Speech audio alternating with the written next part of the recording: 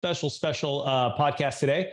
Although we are streaming on Capital Gains Tax Solutions, the next CRA Secrets podcast and YouTube channel, we are here today to raise some awareness and make an impact. Part of what we believe here at Capital Gains Tax Solutions is making an impact with the gifts and talents you've been given and spreading awareness to help those most in need. And so today, I am ecstatic about our guest. He is my pastor from a very young age. In fact, youth group since I thought seventh grade when they snuck me into the ninth grade. I had cousins and brothers that were older than me.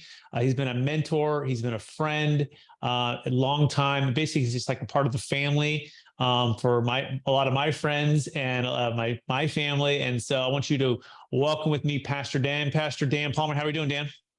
Hey, I'm doing great. First of all, Brett, thanks for introducing me to your friends. It's funny, the history we have. I was thinking about it as I was preparing for this podcast, just thinking about when you were in seventh grade. Yeah, we did act like you were older, but that's because you could play ball like you were older. So you were automatically in. But I just remember when we were young, I was working like 80-hour weeks as a youth pastor, making about $36,000 a year. And you guys were in high school and had nothing. And we would talk about the impact we were going to make. And we had nothing to do with it then, but now we're grown. And it's just such an honor to me that now that you're grown, you're making an impact in the world, but you haven't forgotten taking care of people in need. And we're doing it. And a lot of the wells that the people are going to hear about are because a lot of people that grew up and they had this dream about, man, one day when I have things, I'm going to use it to build the kingdom and to make a difference in the lives of other people. Now they're there. And they didn't forget that dream when they were kids. And we're making a huge difference in Uganda, literally saving lives, bringing them to the gospel. And it's literally like an Old Testament Bible miracle what God's done there. Amazing. We're going to dive all into that. And that's the topic at hand. It's just Water of Jesus Wells. And we're going to talk about the story behind this, the vision behind this, and the opportunity for you to make an impact. This is something that I fully support. And I actually financially, prayerfully, and also too, to that point, Dan, growing up, people may not know my story, but part of my story is, parents were divorced at a young age, and my mom didn't have much of any money. And without my grandma, we wouldn't have had a car, and the Lord always provided. My dad had a lot of money, and I'd go there and be spoiled and stuff, and it was cool, but he didn't really pay a lot of child support, and that was tough. But love my dad, love my mom. The Lord gave me a lot of people in my life, like yourself, that were like a second dad, right? And thank you.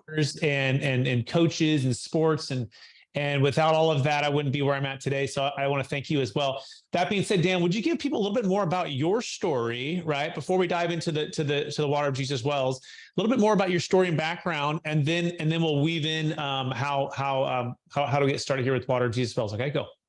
Well, I'm getting kind of old, so my story can be a long one, but let me just give you the short version. I grew up similar to you.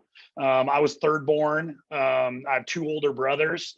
And when I was about 6 years old, my grandpa came into my room in the middle of the night and said, "Hey, your dad's made some bad decisions and you may or may not see him again." And I was just devastated.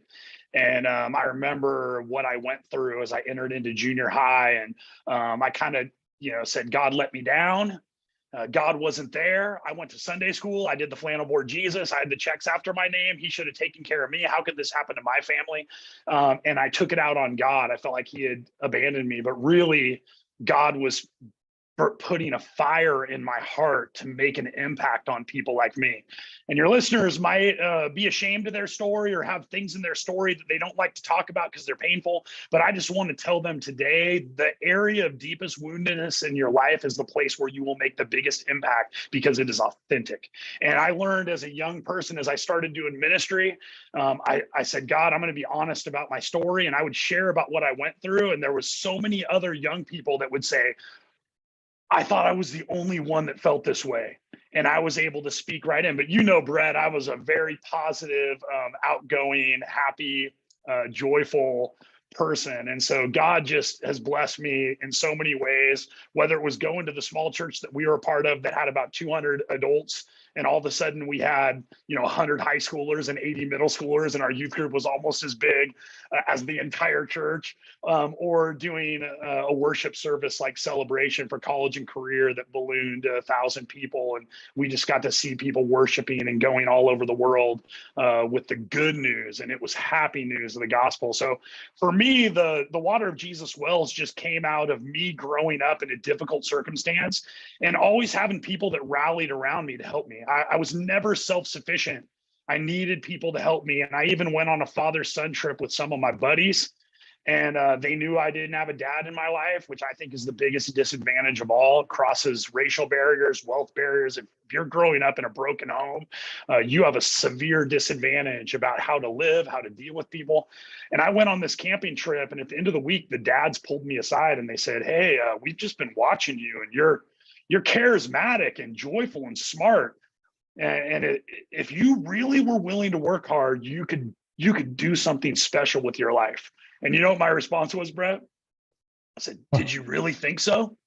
I never had an adult man look me in the eye and say, "You have what it takes." Not once in my entire life. And it just woke me up. And I was doing bad in school then. I was kind of acting out. I decided, hey, if I'm cool and people think I'm funny, that's going to get me where I want to go. And I just buckled down on my school and paid my way through UCLA.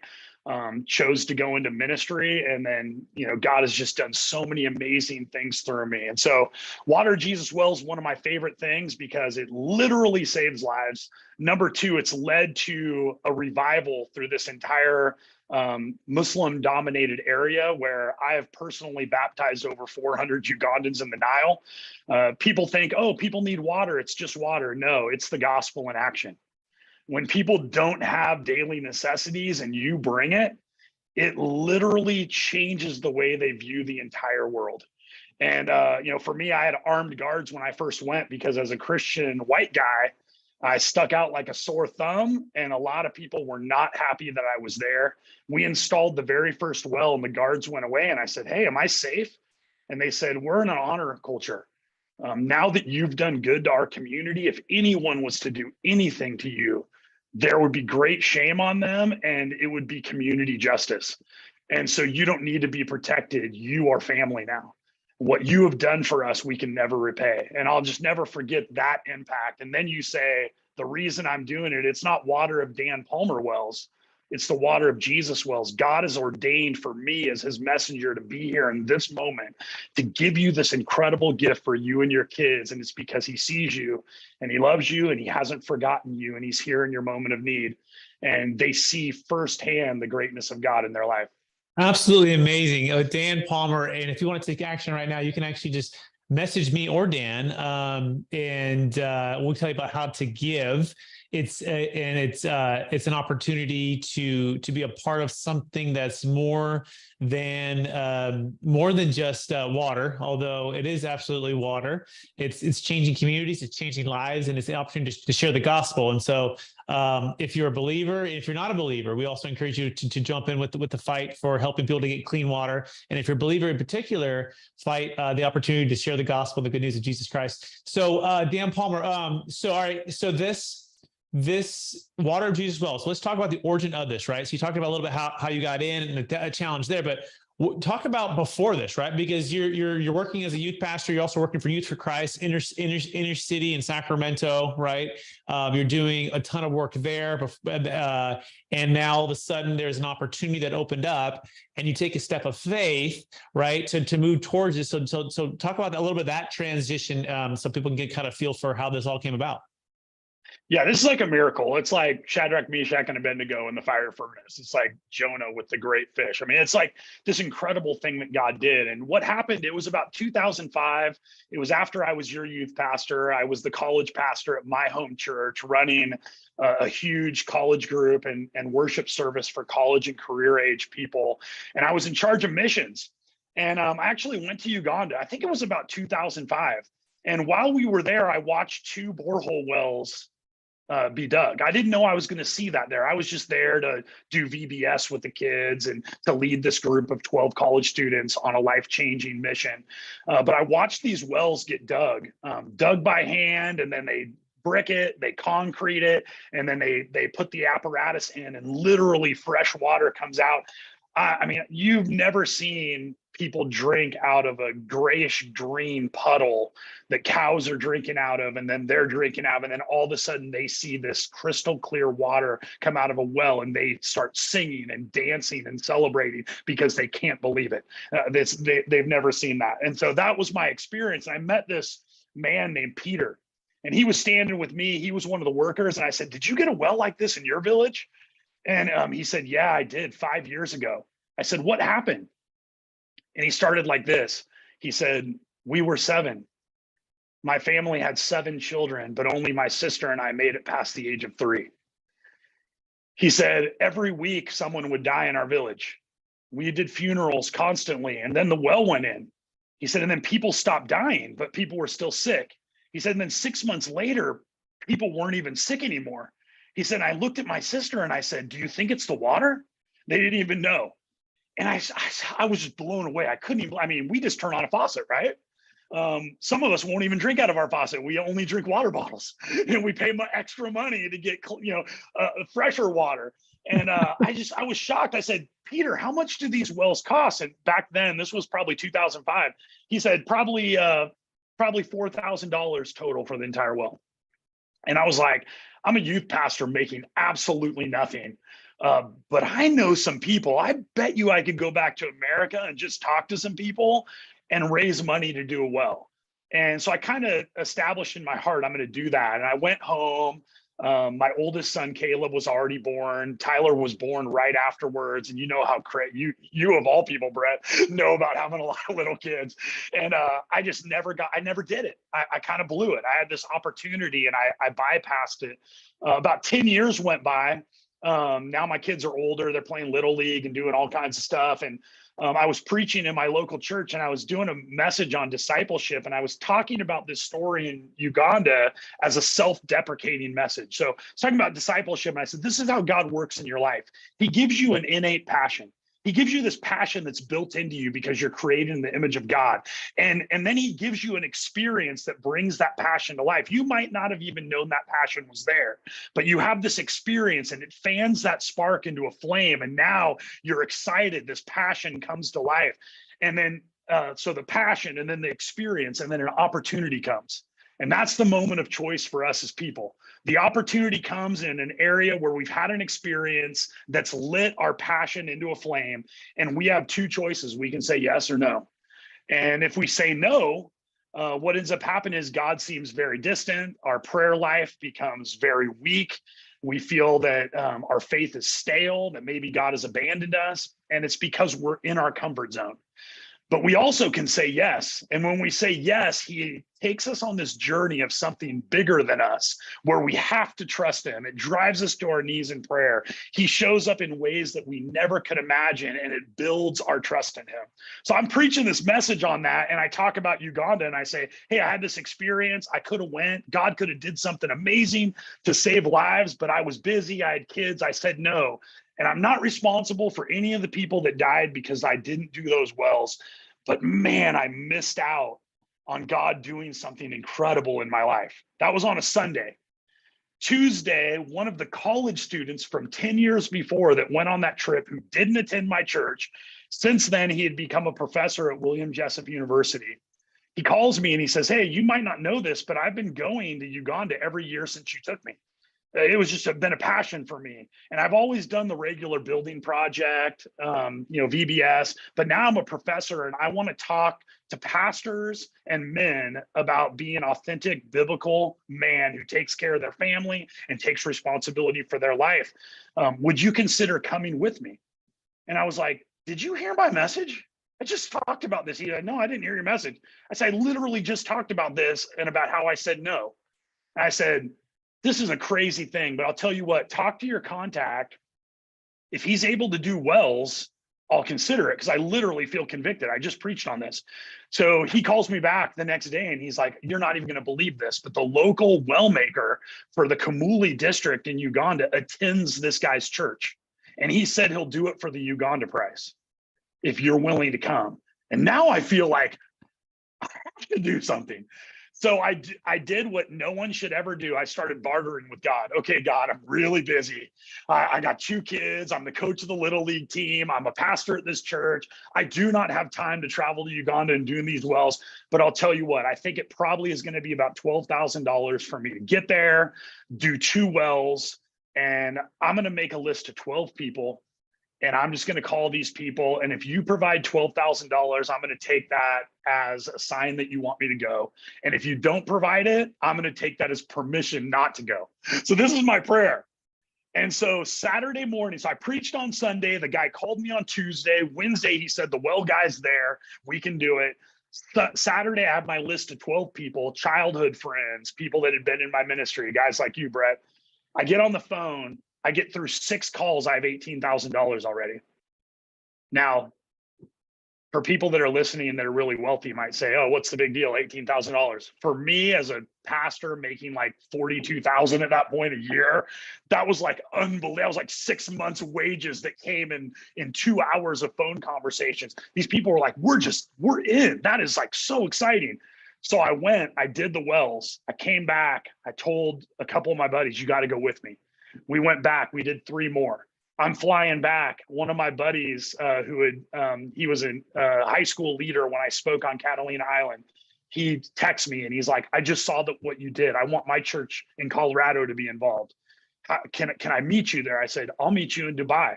They come, we do 9 more. Next thing we know, churches are like, hey, there's a lot of need there. Can we build a school? So we build a school. So we have a school that has over 400 orphans of people that have died of AIDS or waterborne disease. Then I go back and the imam of the mosque comes to us and he says, I want to give my life to Jesus. And we go, why? He goes, I hated that you came. I hated that you came. I hated that you put this well in my village and it said water of Jesus well. And then he paused and he goes, but I need water. So every day when I get water, I have to accept the fact that Jesus gave this water to me. And one of the special things about Water of Jesus well is the Muslim wells are only for Muslims. But when I put these wells and I dedicate them, the first question I ask is, who here has lost a child to waterborne disease? Every mom raises their hand, every single one, every time. That's how prevalent the death of these young kids drinking groundwater is. Second thing I say is, this is a gift from God to you. Not if you're a Christian, not if your life is all together. This is a gift from God. He causes the sun to rise on the righteous and the wicked. He loves you. Time is short, but this is the day of salvation. You can receive this gift from him. And guess what? He has greater gifts for you if you're willing. He wants to know you and have a relationship with you. And it just transformed that whole area. Like I said, 400 Ugandans baptized in the Nile, which is insane. I had no intention that was going to happen, and it just did. So that's a little bit of the background. It literally has been an Old Testament miracle. Absolutely amazing. And I took some massive notes here, and I want to pull out some nuggets. So I love how you said passion, experience, opportunity. Right? Like we've been given gifts, we've given passions. We believe if you're believers from the Lord, He's instilled these things inside of us to have some kind of either for justice, for giving, for helping others, right? And that's a good thing, but it doesn't stop there. Then there's experiences that you go through, and those experiences, by the way, can help to put yourself in a position to bless others with those experiences. All of a sudden, you have a unique skill set that's been developed through forging of experiences, and or an experience where you get to see the opportunity for this thing to come to life. It gets fueled, right? All of a sudden, that passion starts to grow into like a fire, like you said. But then there's a time when there's an opportunity now. Now it's like, are you going to take a step of faith? And then it goes yes or no at that point. It's kind of a fork in the road, and no leads to typically comfort zone. Like, Mm-hmm. the excuses, like you said, I had the two kids, and I'm a pastor, and I'm like a baseball coach, and I leave my family and flying to Africa, and all the things that our mind takes us back to, the fears, right? The uncertainty, the anxiousness. Or you say yes, and it's an unbelievable journey, right? Of faith and dependence on the Lord. You have a chance to grow your character, to grow the difference and make an impact, to step into something bigger. I love the way you said that. And that helps to build trust in him for the next big journey. Yes. And also helps the Lord to build trust in us, right? That he can trust us with more because we were faithful with this calling. And so any thoughts on that, Dan? Did I catch that pretty good? You did. That is unbelievable. Yeah, I look at it, and there's another aspect to it that I think is really important. We live in a world that's very divided, that's very dark, and people seem to lack hope in the future.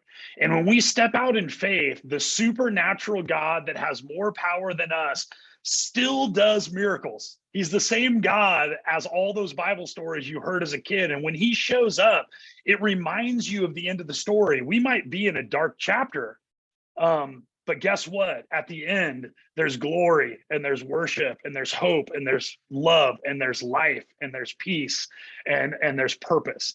And so for me, that brings that to life, where I look at some of the things that seem unchangeable to me, and I just go, they're not with God. And all I have to do is be faithful. I'm not the one that's going to make this happen. I'm just the one, the instrument that he's going to use to do something special. And if I say no, I miss that opportunity, he'll just slide someone else in and they'll have that incredible experience. But if I say yes, I get a front row view to God doing an amazing thing. Absolutely incredible. And I can speak for my family, for my friends, for my entire history, that everything Dan is saying is straight from his heart and straight from taking action. And like he even said before, there's times when he didn't take action. There's times when we don't take action, right? But this is an opportunity to take action, right? And that's the beautiful part of this, that you are physically going there with teams now, and you're leading the charge to build all these wells. So give us some of the stats, Dan. How many total wells to date so far? I'll break that down, right? What's the breakdown? How maybe you innovated the process and the efficiency of this, and how is it growing? What's kind of the latest right now? And then we'll kind of give a call to action. Yeah, each well probably serves about 200 families. And when I say it serves 200 families, it means they take a jerry can and they walk up to a mile to fill their jerry can up and then put it on their head and walk back. And a lot of times you'll see a kid that weighs like 40, 50 pounds, and they got this huge yellow jerry can on their head, walking it back to their home. But before this fresh water, they were drinking out of puddles on the ground. If you can imagine that. And Uganda, people think of Africa, a lot of times they think of desert, but Uganda is called the Pearl of Africa. It's very humid. It rains almost every day a little bit, and then it's like 100 and something degrees, kind of like Florida or whatever. So you get like a downpour, and then it's just blazing hot.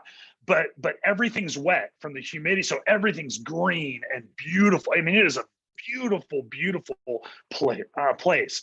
And so you basically have all of this beauty all around, and yet people are living in squalor. I mean, I'm not even kidding. Like, branches folded next to each other and then clay smeared over it and an open fire. The first time I went to Uganda, I kept seeing all these kids with big burn marks on their chest or their back. And I was like, man, is this some kind of terrible punishment that they do in their in their community? And I found out it's because they have to make fires on the dirt floor of their huts to cook their food or to boil their waters. And so when their kids are toddlers, they're toddling around that little space, and invariable at some point they fall onto the fire. And that's what all those burn marks were. But I just share that story to say, like, you can't fathom as an American what these people need.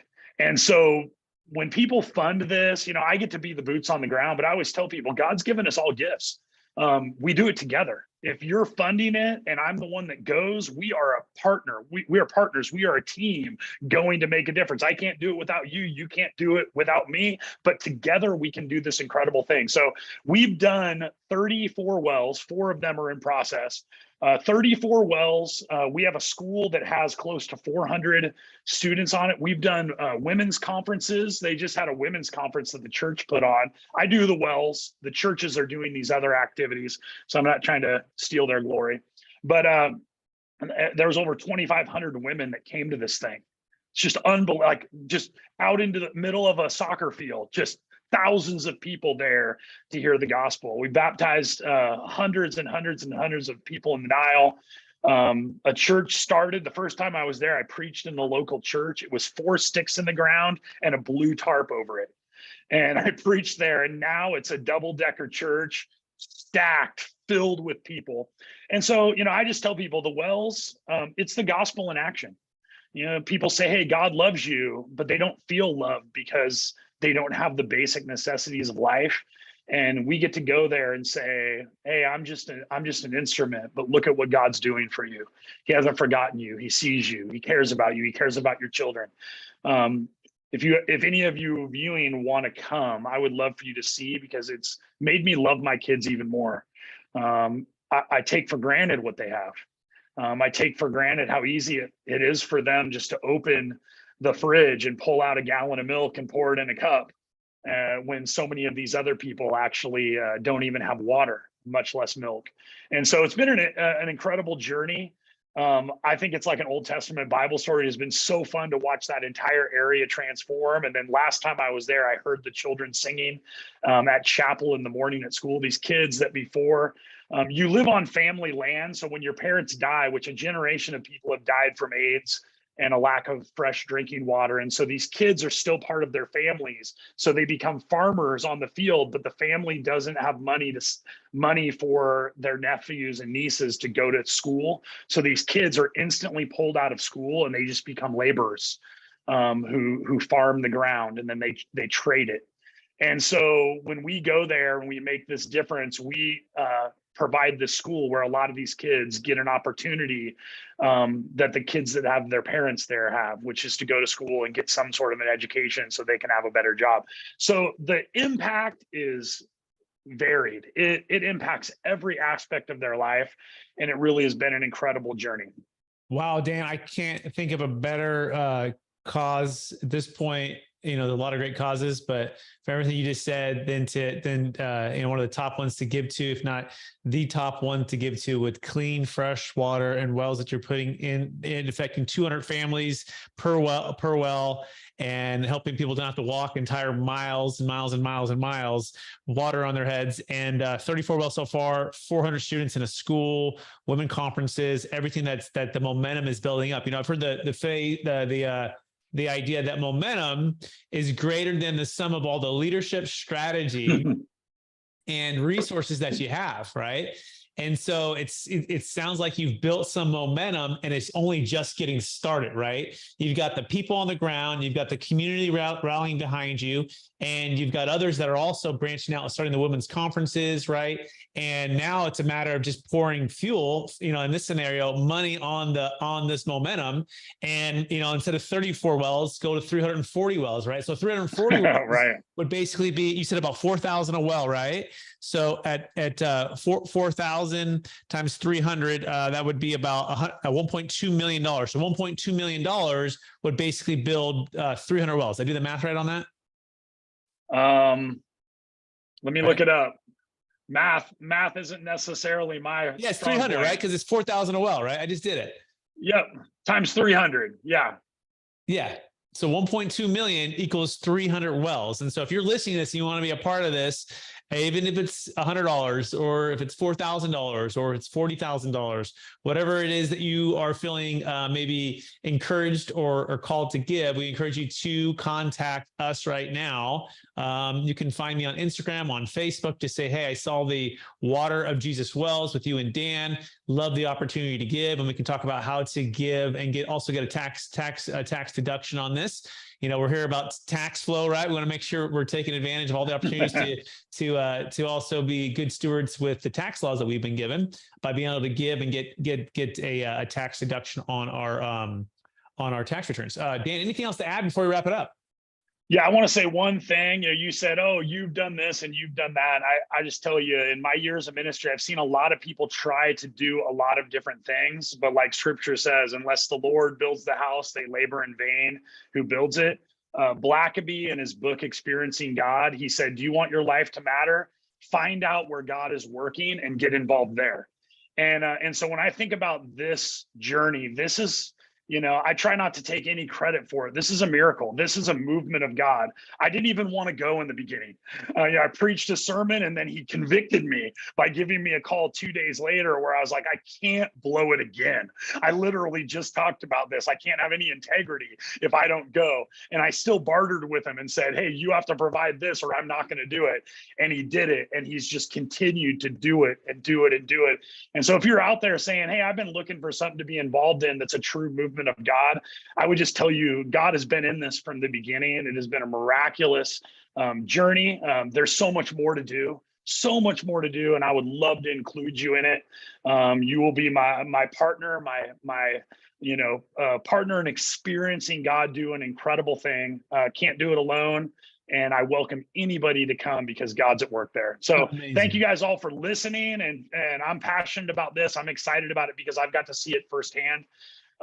There's actually a 6-year-old now. And I found out on my 4th trip, they introduced me and they said, we want to introduce you to our son. Let me tell you what his name is. Prince Daniel Palmer Balabaikubo. Not just my first name, my last name is his middle name. And I was so honored by that, but it spoke to the fact that God had transformed their lives so much that they took a middle-aged white guy's name for their kid. God bless you, Dan. Thank you so much. Everyone out there, again, if you are wanting to give and get involved, just contact me or Dan, Facebook or Instagram, or you can email me, Brett@capitalgainstaxsolutions.com, and we can talk about how to give. And thank you so much. And